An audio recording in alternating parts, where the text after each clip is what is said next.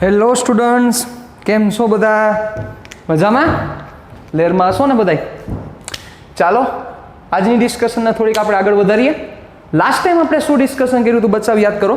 આપણે last time વિદ્યુત dipole વિશે માહિતી મેળવેલી હતી કે વિદ્યુત ડાયપોલ કોને કહેવાય. યાદ કરી લ્યો વ્યાખ્યા. ચાલો શું કીધું હતું? સમાન મૂલ્યના અને વિરુદ્ધ પ્રકારના પરિમિત અંતરે રહેલા વિદ્યુત ભારોના તંત્રને વિદ્યુત ડાયપોલ કહે છે.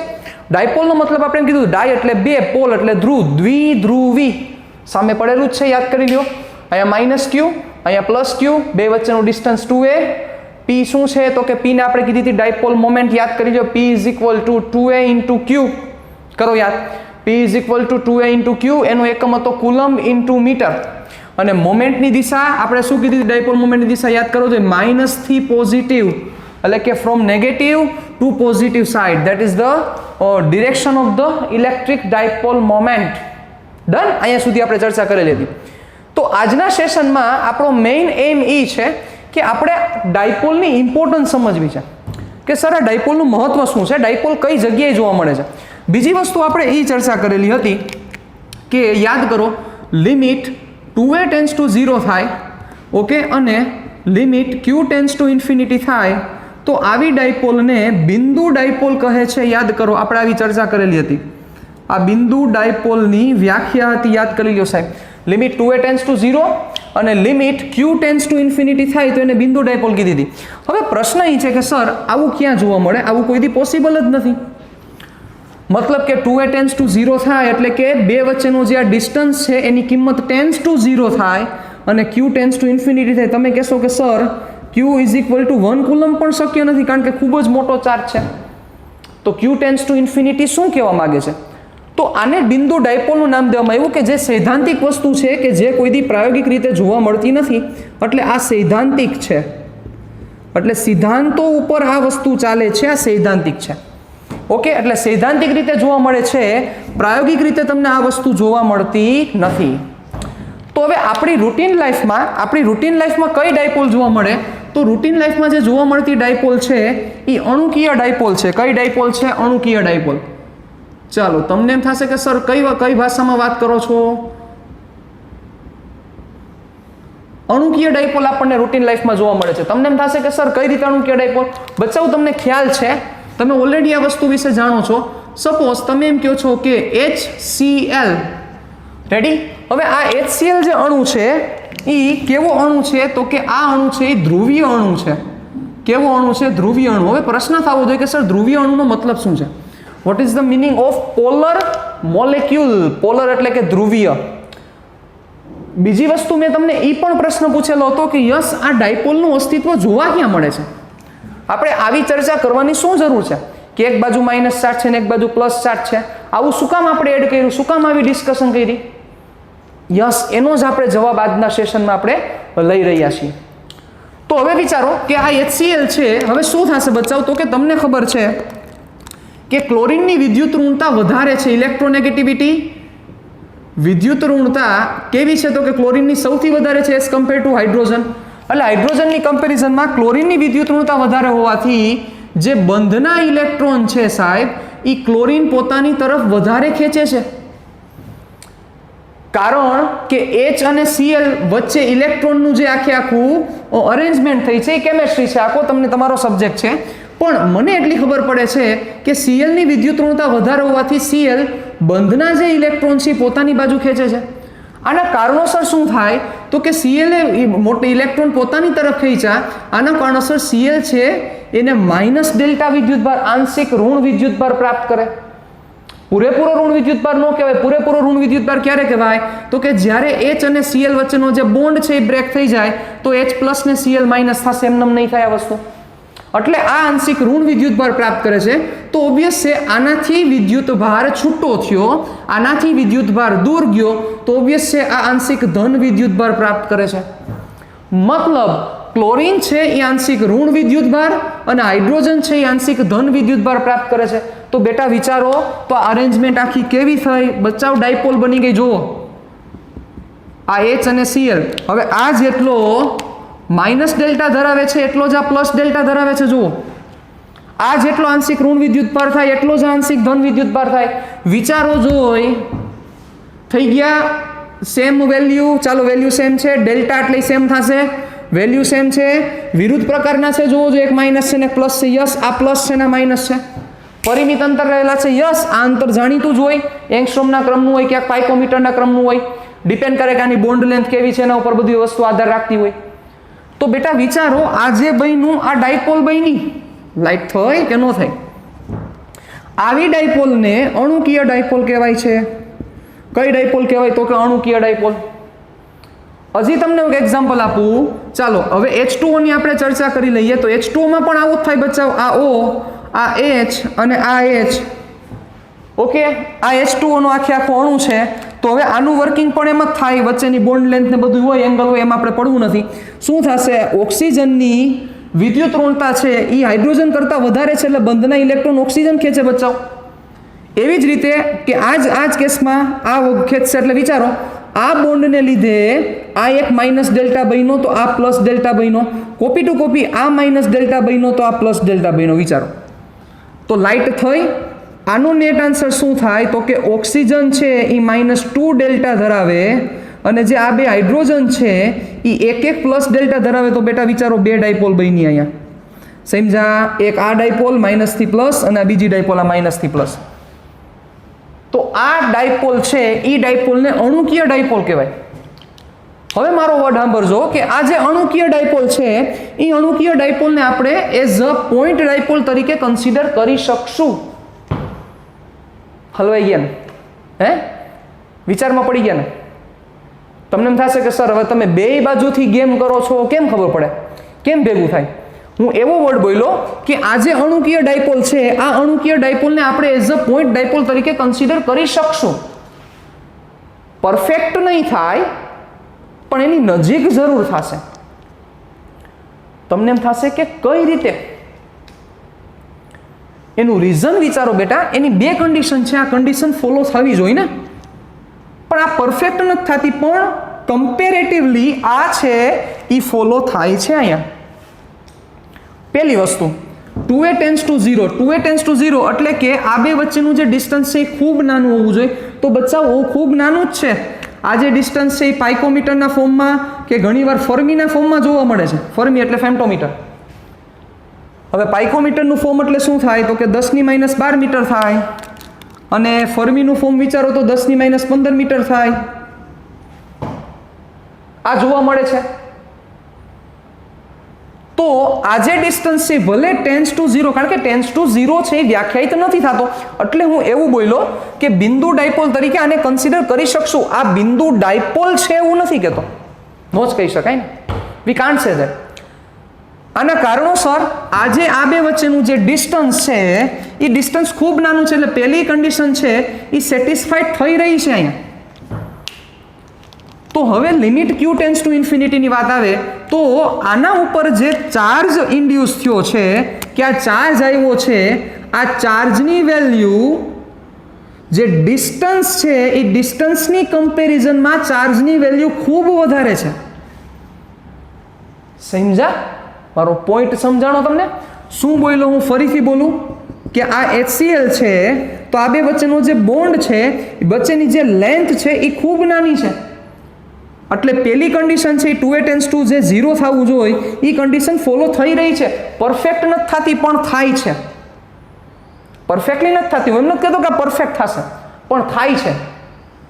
પણ સાથે સાથે અહીંયા જે પ્લસ ડેલ્ટા અને અહીંયા જે માઇનસ ડેલ્ટા જે ચાર્જ રહેલો છે બેટા, આની વેલ્યુ આ જે ડિસ્ટન્સ છે એ ડિસ્ટન્સની કમ્પેરિઝનમાં આની વેલ્યુ બહુ વધારે છે. એટલે કોના જેવી વાત થઈ કે ડિસ્ટન્સ ખૂબ જ નાનું, ચાર્જ થોડોક વધારે. હવે ચાર્જ થોડોક વધારે હોય તેમ છતાં એ ચાર્જની જે ઇમ્પોર્ટન્સ છે એ ચાર્જની જે વેલ્યુ છે એ ડિસ્ટન્સની કમ્પેરિઝનમાં બહુ વધારે કહેવાય ને બચ્ચાઓ. હે? મારો કહેવાનું મિનિંગ તમને સમજાય છે? આ કોના જેવી વાત છે? એક નાનકડું એક્ઝામ્પલ આપું.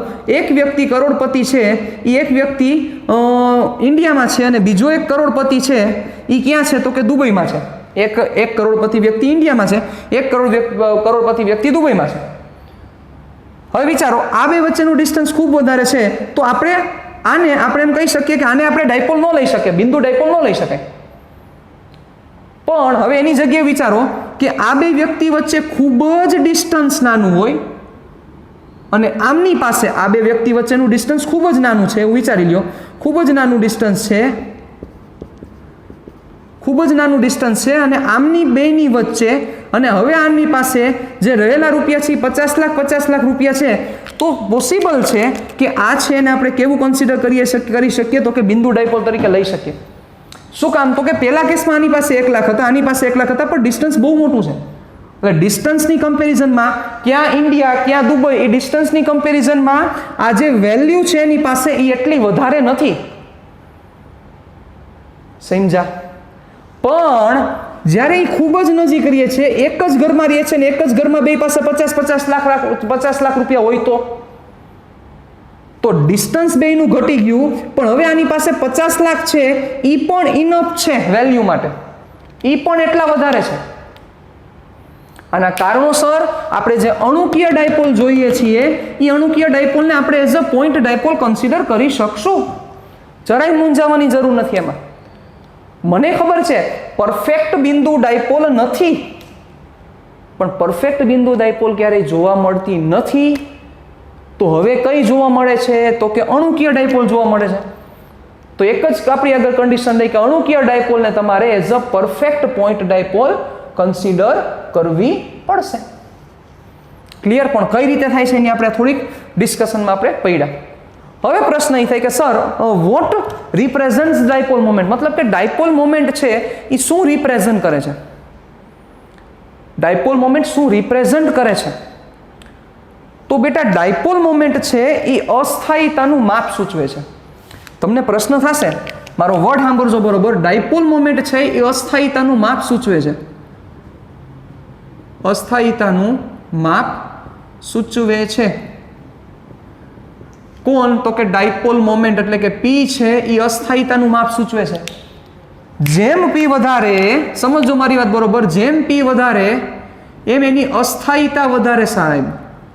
આ બધી વસ્તુ તમે તમારી બુકમાં લખવાની છે. જેમ P વધારે એની અસ્થાયીતા વધારે, જેમ P ઓછો એમ એની અસ્થાયીતા ઓછી. પ્રશ્ન થાય, કરો પ્રશ્ન મગજને કે સર આ વસ્તુ કેમ થાય છે? ડાયપોલ મોમેન્ટ વધારે એમ એની અસ્થાયીતા શું કામ વધારે? તો આનું એક નાનકડું તમને હું એક્ઝામ્પલ આપું. તમારે જ મને કહેવાનું છે. આપણે કેમેસ્ટ્રીના સંદર્ભે જ હવે ચર્ચા કરીએ છીએ, અત્યારે કેમેસ્ટ્રી ભણીએ છીએ આપણે, એવું તમે સમજી લ્યો. બચ્ચાઓ સિમ્પલ વેમાં તમે મને વિચારીને જવાબ દેજો કે આ એક HCl છે અને હવે આપણે O2 લઈએ, O double bond O. Okay, ચાલો હવે અહીંયા મગજ આંકીને મને વિચારીને જવાબ દેજો કે આ છે માઇનસ ડેલ્ટા બને છે ને આ પ્લસ ડેલ્ટા બને છે. મતલબ બંધના ઇલેક્ટ્રોન ક્લોરીન બાજુ ખેંચાયેલા છે. બચાવ આ અણુ છે એ કેવું અણુ કહેવાય? વિચારો જોઈએ. આમાં એકેય ઉપર કાંઈ વિદ્યુત ભાર આવશે નહીં આવે. શું કારણ છે એનું? તો કે બંનેની વિદ્યુતઋણતા સેમ છે.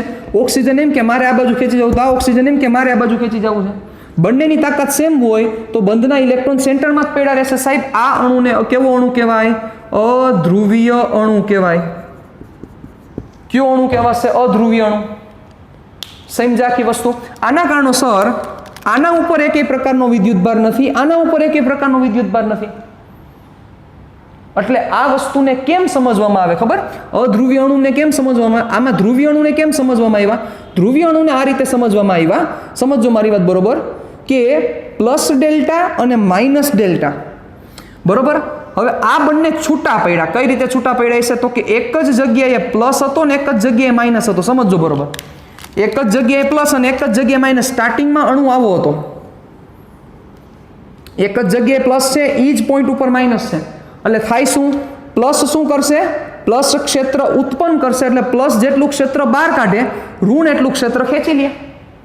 મતલબ જે જગ્યાએ પ્લસ ચાર્જ છે એ જ જગ્યાએ માઇનસ ચાર્જ છે, તો નેટ ચાર્જ અહીંયા 0 થયો. વિચારી લ્યો નેટ ક્યુ 0 થશે કે નો થાય? મગજ રાખજો બરોબર, મગજ રાખજો, મારી સાથે રહેજો બધા. તો હવે એનો મતલબ શું થયો? તો કે એવું કન્સિડર કરવામાં આવે કે પ્લસ અને માઇનસના જે સેન્ટર છે એ એક જ જગ્યાએ હતા. મતલબ જે જગ્યાએ પ્લસ ચાર્જ છે એ જ જગ્યાએ માઇનસ ચાર્જ છે. પણ જેવો ધ્રુવીય અણુ થાય તો ધ્રુવીય અણુમાં શું થયું? પ્લસ ચાર્જે પોતાનું સેન્ટર આ બાજુ ટ્રાન્સફર કર્યું, માઇનસ ચાર્જે પોતાનું સેન્ટર આ બાજુ ટ્રાન્સફર કર્યું. એટલે વિચારો કોના જેવી વાત થઈ. હું તમને હજી એક વસ્તુ ડિટેલમાં સમજાવવા માંગુ છું. વ્યવસ્થિત અહીંયા ધ્યાન દેજો અને બહુ સમજવા જેવી વસ્તુ છે. તમને બુકમાં વસ્તુ નહીં જોવા મળે પણ આ સમજવા જેવી વસ્તુ છે સાહેબ. કારણ કે તો જ ફિઝિક્સ ભણીને એની મજા છે, બાકી મજા નથી સાહેબ. રેડી? ચાલો હું તમને એક વસ્તુ સમજાવવા માંગુ છું. હા, જોજો બરોબર. આ શું કહેવા માંગે છે? જે જગ્યાએ પ્લસ ચાર્જ છે એટલો એ જ જગ્યાએ માઇનસ ચાર્જ છે. હવે કોના જેવી વાત થઈ બચાવ કે બે વર્તુળ હું એક જ સેન્ટર ઉપર દોરું તો આવું જ થાય કે ન થાય જોવો જોઈએ. અને બંનેની ત્રિજ્યા સેમ જ છે. એટલે જે જગ્યાએ પ્લસ ચાર્જ એ જ જગ્યાએ માઇનસ ચાર્જ. પેલું વર્તુળ છે એ પ્લસનું છે, બીજું વર્તુળ છે એ માઇનસનું છે. બેયના સેન્ટર સેમ, બેયની ત્રિજ્યા સેમ, તો જે જગ્યાએ પ્લસ આવશે એ જ જગ્યાએ માઇનસ આવશે. વિચારી લ્યો.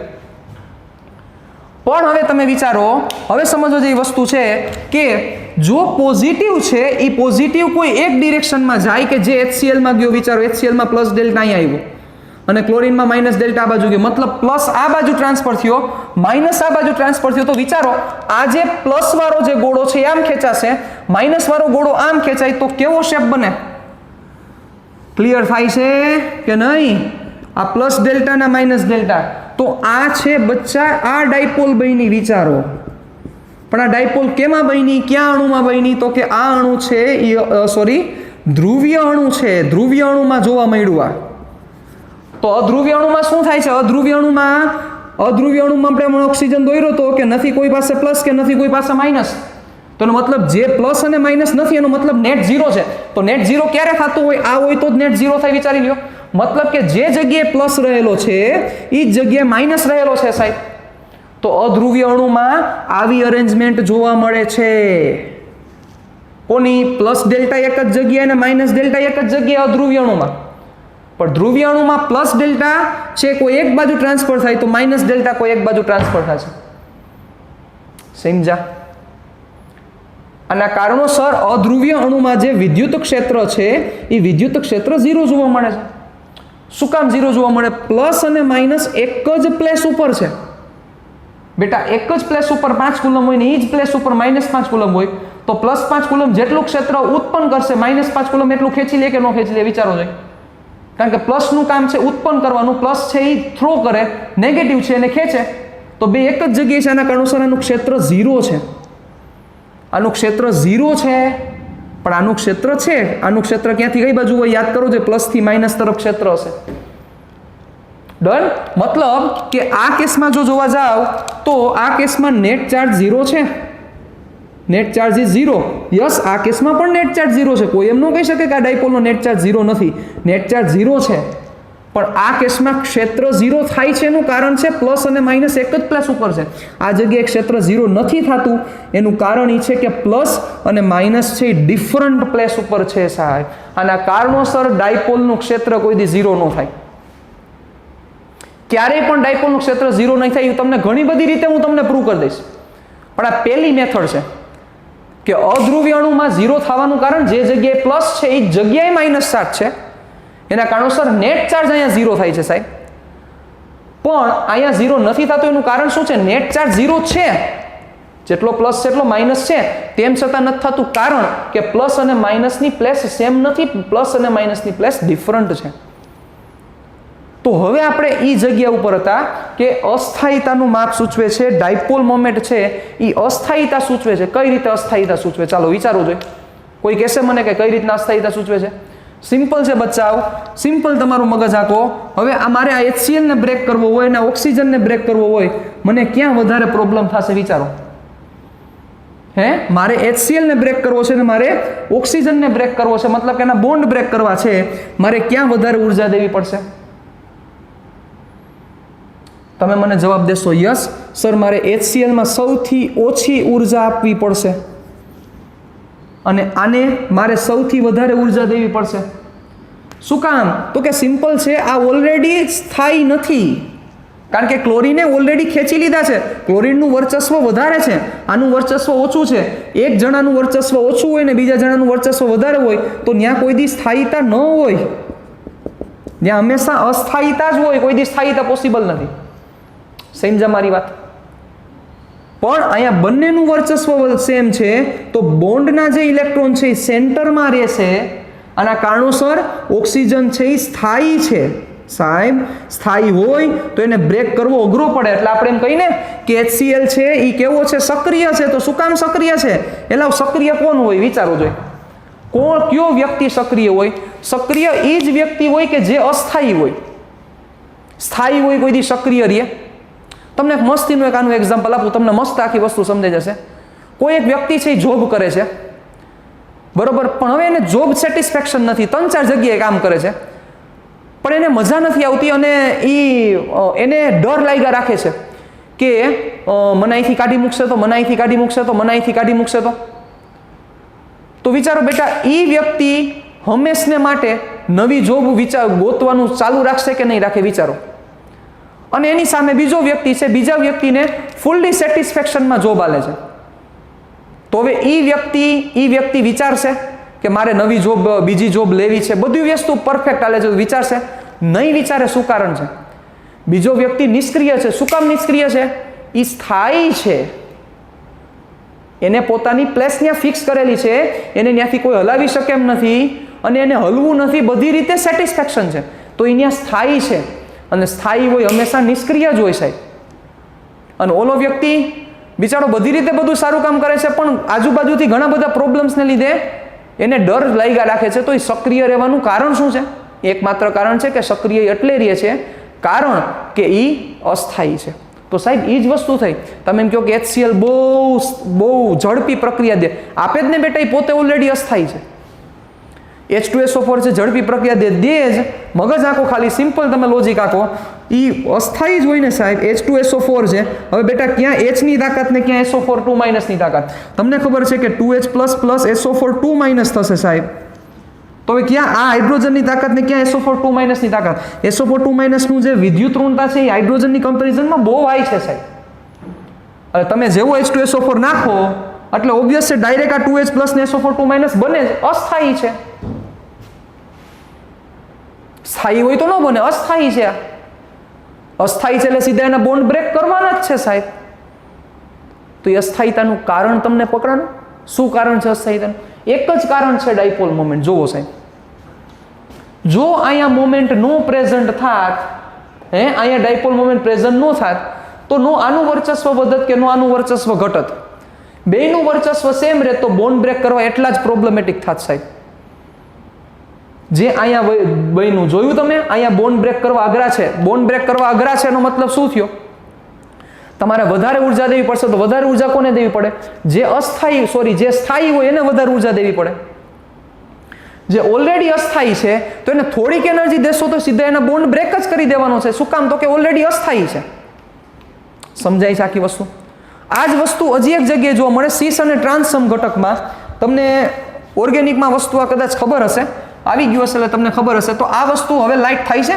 ચાલો એક વસ્તુ હજી એક હું એડ કરી દઉં. તમે બધી વસ્તુ લખતા જજો તમે તમારા શોર્ટ નોટમાં, બરોબર? હજી આની ડિટેલિંગમાં આપણે ડિસ્કશન કરવાના છીએ. આજના ટોપિકમાં તો આપણે special importance of the moment, dipole મોમેન્ટની ઇમ્પોર્ટન્સમાં જ જઈએ છીએ, એના સિવાય કોઈ નવી ચર્ચા કરી રહ્યા નથી. ઓકે, ચાલો. તો હવે તમે સીસ અને ટ્રાન્સમ ઘટક વિચારો. સીસ ને ટ્રાન્સ, હવે મને એમાં જાજી નથી ખબર પડતી, પણ મને થોડુંક એમાં આવડે છે, એ વિશે હું ચર્ચા કરું. ડબલ બોન્ડ, કાર્બન વચ્ચે ડબલ બોન્ડ હોવા જોઈએ, બરોબર? સપોઝ અહીંયા Cl છે ને સપોઝ અહીંયા Cl છે. કાર્બનની 4 સંયોજકતા 3 થઈને એક અહીંયા હાઇડ્રોજન દઈ દે ને એક અહીંયા હાઇડ્રોજન દઈ દે. આ સમઘટક છે એને સીસ શ્રમ ઘટક કહેવામાં આવે છે. એ જ વસ્તુ તમે કેમાં વિચારો? ટ્રાન્સમાં. તો ટ્રાન્સમાં આ વસ્તુ આમ જોવા મળે છે. જાજુ આપણને કેમેસ્ટ્રી ન આવડે પણ આ વસ્તુ ખબર છે, ઓકે? કારણ કે આમાં ફિઝિક્સ રહેલું છે. જોકે આફ્ટર ઓલ કેમેસ્ટ્રી ફિઝિક્સમાંથી ઉત્પન્ન થયેલો સબ્જેક્ટ છે, એને મૂકો અત્યારે, ગોળી મારો. ચાલો, આ સીસ સમઘટક છે ને ટ્રાન્સ સમઘટક છે. મને વિચારીને જવાબ દો, બંનેના બેલેન્સિંગમાં, બંનેની સ્થાયીતામાં કોણ સૌથી વધારે સ્થાયી છે સાહેબ? વિચારીને મને જવાબ દો. ચાલો, સ્થાયી કોણ છે? સીસ સમઘટક સ્થાયી છે કે ટ્રાન્સ સમઘટક સ્થાયી છે? સ્થાયીતાની વ્યાખ્યા શું ભણ્યા? સિમ્પલ છે. સ્થાયીતાની એક જ વ્યાખ્યા છે કે એને એ જગ્યાએથી હલાવવા માટે, એને બોન્ડ બ્રેક કરવા માટે કે કાંઈ પણ એની હરી કરવા માટે તમારે વધારે પ્રયત્ન કરવા પડે. જો વધારે પ્રયત્ન કરવા પડે તો સ્થાયી છે, ઓછા પ્રયત્ને કામ થઈ જાય તો અસ્થાયી. ચાલો હવે ગોતો, વિચારો જોઈએ કઈ જગ્યાએ તમારે વધારે પ્રયત્ન કરવો પડશે, કઈ જગ્યાએ તમારે વધારે ઉર્જા દેવી પડશે, વિચારો જોઈએ. જોવો, વિડીયો પોઝ કરો, વિચારો, મગજને કષ્ટ આપો અને મને કહો કે શું થશે સાહેબ. રેડી? ચાલો હવે જોવો હું તમને જે કહેવા માંગુ છું. મોટાભાગના લોકોને આન્સર આવી ગયો હશે અને જેટલાને નથી આવ્યું જોવો બચાવ. કાર્બન અને ક્લોરીનમાં ક્લોરીનની વિદ્યુત ઋણતા વધારે એટલે ક્લોરીન માઇનસ ડેલ્ટા થશે, કાર્બન પ્લસ ડેલ્ટા થશે. ડાયપોલ મોમેન્ટ નેગેટિવથી પોઝિટિવ એટલે આ પી થયો, લાઇટ થઈ. એ જ વસ્તુ અહીંયા વિચારો, આ માઇનસ ડેલ્ટા, આ પ્લસ ડેલ્ટા, નેગેટિવથી પોઝિટિવ આ થઈ ડાયપોલ મોમેન્ટ. તો વિચારો બચ્ચા, આની ડાયપોલ મોમેન્ટ આ રીતે વેક્ટર છે, મગજ આંકો. એટલે આ વેક્ટરનો આન્સર કોઈ દી 0 ન થાય, કારણ કે બેયની દિશા સેમ નથી પણ બેયની દિશા ઓપોઝિટ નથી, એટલે નેટ આન્સર આનો 0 કોઈ દી શક્ય નથી. હવે એ વસ્તુ અહીંયા વિચારો છો, એનો મિનિંગ કે અહીંયા net P is not equal to 0. Net P 0 નહીં થાય સાહેબ. પણ અહીંયા નેટ પી 0 થશે. શું કામ થાય? મગજ આખો હાલો, કેટલાકને સમજાઈ ગયું છે, જેને નો સમજાણું એ હવે સમજો. માઇનસ ડેલ્ટા પ્લસ ડેલ્ટા એટલે નેગેટિવથી પોઝિટિવ આ પી થયો. બેટા આ અહીંયા માઇનસ ડેલ્ટા ને અહીંયા પ્લસ ડેલ્ટા, આ નેગેટિવથી પોઝિટિવ પી આમ થયો. એટલે મગજ આખો બેના વેક્ટર, એક વેક્ટર આમ છે અને બીજો વેક્ટર આમ છે. તમને એમ લાગશે આ થોડુંક જુદું છે, બરોબર? જુદું નથી, પણ મેં એ રીતના ડ્રો કરેલું છે એટલે તમને એવું લાગશે. તો એક ડાયપોલ મોમેન્ટ આમ આવે છે, બીજી ડાયપોલ મોમેન્ટ આમ આવે છે, તો આની નેટ ડાયપોલ મોમેન્ટ 0 છે બચ્ચા. નેટ પી આનો 0 છે. મતલબ કે સીસ સમઘટકની ડાયપોલ મોમેન્ટ 0 નથી પણ ટ્રાન્સની 0 છે સાહેબ. અને 0 છે એનો મતલબ કે એ ટ્રાન્સ સ્થાયી છે. સીસ છે એની 0 નથી એનો મતલબ સીસ છે એ અસ્થાયી છે. એટલે સીસમાંથી ટ્રાન્સ થવાની સંભાવના મેક્સિમમ છે, પણ ટ્રાન્સમાંથી સીસ એની મેળે ન થાય સાહેબ, કોઈ દી ન થાય. ઓબ્વિયસ છે ને, કોઈ પણ તંત્ર છે એ તંત્ર જો સ્થાયી હોય તો પોતાની મેળે અસ્થાયી થવાનો પ્રયત્ન કરશે. એ માણસ નથી. માણસ હોય ને તો માણસ પગ ઉપર કુહાડા મારે, કારણ કે માણસને લાડવા ખાઈ લેવા એટલે પગ ઉપર કુહાડા મારે. જે જગ્યાએ ઓલરેડી સ્થાયી હોય તો ત્યાંથી કુહાડા મારીને કાંઈક અસ્થાયી થવાના પ્રયત્ન કરે માણસ હોય તો. પણ રૂટીન લાઈફના જે તંત્રો છે, કુદરતે બનાવેલા તંત્રો છે, એ તંત્રો હંમેશા સ્થાયીતા તરફ જ દોરાતા હોય. હવે સ્થાયીતા હોય તો ત્યાંથી અસ્થાયી તમારે કરવા પડે, એની મેળે ન થાય. અસ્થાયીમાંથી સ્થાયી થાય, એને જેવી એને ખબર પડે, એને જેવી એને સ્પેસ મળે કે યસ અહીંથી હું કેવો બની શકું છું, સ્થાયી બની શકું છું, તો સીધું અસ્થાયીતામાંથી સ્થાયીતામાં પહોંચી જશે. પણ સ્થાયીતામાંથી ક્યારે અસ્થાયી નહીં બને સાહેબ. તો આ આખું ઇમ્પોર્ટન્સ છે મોમેન્ટનું, આ સમજવાની વાત છે. 3 માર્ક્સ મોમેન્ટના લઈ લ્યો, એ ઇમ્પોર્ટન્ટ નથી સાહેબ. પ્યોર કોન્સેપ્ટ સમજો, એનો કોર કોન્સેપ્ટ સમજો. એટલે પેલો જે પ્રશ્ન મેં તમને પૂછ્યો હતો કે સર આ માઇનસ ક્યુ અને પ્લસ ક્યુ આ બે આ રીતના શું કામ રાખ્યા છે, એ રાખેલા નથી, એ ઓલરેડી એક અણુમાં રહેલા છે. ઓલરેડી એ એક અણુમાં રહેલા છે સાહેબ. આ બધે અણુમાં રહેલા છે. આવી રીતે આપણે છૂટા છૂટા નથી રાખ્યા. અને એ જે ડાયપોલ મોમેન્ટ છે એ મોમેન્ટની મતલબ શું છે, મહત્વતા શું છે, એની ચર્ચા કરી કે અસ્થાયીતા સૂચવે છે. જેટલી મોમેન્ટ હાઈ એટલી અસ્થાયીતા વધારે, અને જેટલી મોમેન્ટ ઓછી એમ એની અસ્થાયીતા ઓછી. એટલે મોમેન્ટ અસ્થાયીતાનું માપ છે, મેઝરમેન્ટ ઓફ અનસ્ટેબિલિટી. રેડી? ડન? ચાલો ત્યાંથી આપણે થોડાક આગળ વધીએ. તો હવે હું તમને એમ કહું કે ક્લોરીન HCl, સોરી ક્લોરીન નહીં, હાઇડ્રોક્લોરિક એસિડ. ચાલો આ જવા દઈશું આપણે. હવે હું તમને એક વસ્તુ કહું કે હાઇડ્રોક્લોરિક એસિડ છે, તો આ હાઇડ્રોક્લોરિક એસિડ આપણે 50 મિલી લીધું. ચાલો એક બીકર લઈ લઈએ. ઓકે, એમાં આપણે 50 મિલી હાઇડ્રોક્લોરિક એસિડ લીધેલું છે. ચાલો આ બીકરમાં 50 મિલી હાઇડ્રોક્લોરિક આપણે એસિડ કન્સિડર કરેલું છે. બચાવ વિચારો જોઈએ કેટલા અણુઓ હશે, લાખ કરોડ જેટલા તો હશે જ ઓછામાં ઓછા. જાણો છો આના વિશે. હવે વિચારો કે આ આપણે બીકર એક રૂમમાં મૂકેલું હોય તો આમાં HClના જે અણુઓ છે કે જે અણુઓ બધાય શું ધરાવે છે, મોમેન્ટ ધરાવે છે. બધા અણુઓ મોમેન્ટ ધરાવે છે. તો આ HClના અણુઓ સપોઝ આપણે 1 લાખ અણુઓ છે એવું માની લઈએ, બહુ વધારે હોય મને ખબર છે પણ આપણે એમાં નથી પડવું. 1 લાખ અણુઓ રહેલા છે, એ દરેક 1 લાખ અણુઓ, દરેક અણુઓ મોમેન્ટ ધરાવે છે, દરેક અણુ મોમેન્ટ ધરાવે છે. તો મારો પ્રશ્ન એ છે બચાવ, તો આ HCl ના અણુઓ આની અંદર કેવી રીતે સમાયેલા હશે, કઈ રીતે રહેલા હશે, એની અરેન્જમેન્ટ કેમ હશે? શું આ બધા HCl ના અણુઓ એક જ દિશામાં સેટ થયેલા હશે? વિચારો, કુદરતના નિયમ ઉપર જ ચર્ચા છે સાહેબ, કુદરતને જ સમજીએ છીએ સાહેબ, ફિઝિક્સ છે. શું બધા એક જ દિશામાં અણુઓ રહેલા હશે? બધા HCl એક જ લાઈનમાં રહેલા હોય, આર્બિટરી રહેલા હોય, એક એવી રીતે એક ઓલી બાજુ હોય, એક આમ હોય તે કામ હોય, એક આમ હોય તે કામ હોય, એવી રીતે રહેલા હશે? જો એવી રીતે રહેલા છે તો શું કામ રહેલા છે? અને જો એક જ દિશામાં રહેલા છે તો શું કામ રહેલા છે? મને આ વિચારીને તમારે નેક્સ્ટ સેશનમાં આન્સર દેવાનો છે સાહેબ. ડન. તો આજના સેશનને અહીંયા પૂર્ણ કરીએ. આજનો session pure strictly importance of the dipole હતો સાહેબ, કે ડાયપોલની ઇમ્પોર્ટન્સ શું છે, ડાયપોલ મોમેન્ટ કઈ જગ્યાએ જોવા મળે છે, ડાયપોલ મોમેન્ટ શું સૂચવે છે, પદાર્થો કેવી રીતે રહે છે, એ બધી ચર્ચા આપણે આજના સેશનમાં કરી. એટલે નેક્સ્ટ સેશનમાં મળશું ત્યારે હવે આના 3 માર્ક્સનો જે સમ પૂછાય છે એના વિશે ચર્ચા કરશું. આ તો એક પ્યોર ફિઝિક્સ હતું સાહેબ, રેડી, જેની આપણે ચર્ચા કરી.